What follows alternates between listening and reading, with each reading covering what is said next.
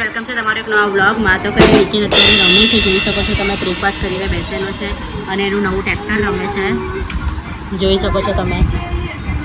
સારું છે, હવે એને દવાથી એને ફેર પડી ગયો છે અને ટીવી જોઈ છે અત્યારે તો.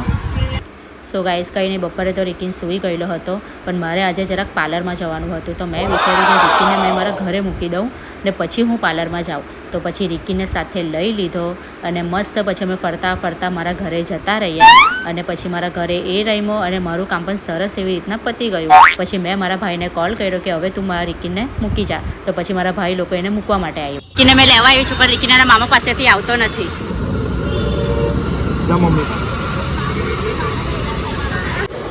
સો ગાઈસ કંઈ નહીં, આજે હું ગઈ હતી પાર્લરમાં. એના માટે મેં રીકીને છે ને મારા ઘરે મૂકીને ગઈ હતી. તો ઘરે છે ને મારા પપ્પા છે, મારા ભાઈ લોકો છે, મતલબ એ લોકોએ રીકીને આજે રાખ્યો છે, મારી ભાભી મારી મમ્મી એ લોકોએ.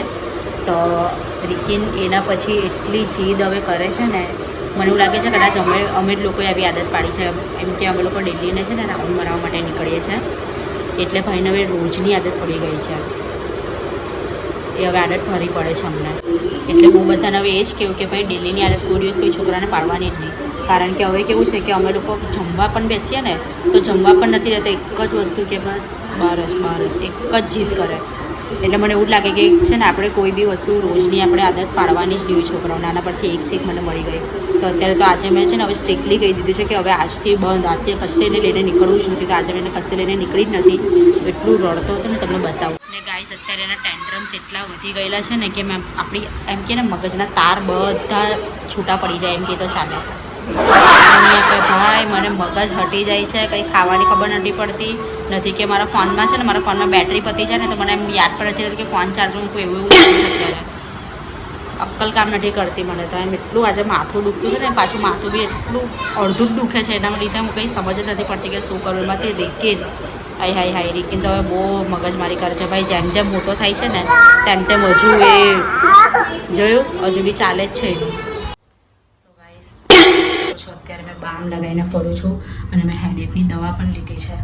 કારણ કે ખરેખર કેવું ને, તો આજે રીકીના લીધે મારું માથું એટલું દુખે છે ને, અડધું માથું ખતરનાક. મેં રીકીને એની બાપને સોંપીને આવી છું અત્યારે. એ રમાડે છે કેમ કે ભાઈ મારા બસની વાત નથી.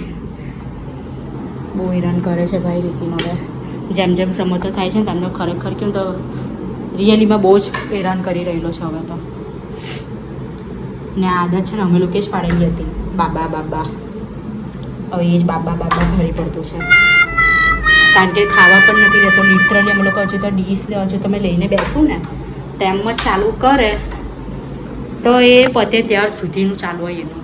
સો કંઈ નહીં ગાઈસ, આજે તો વધારે કંઈ બોલાય એમ નથી.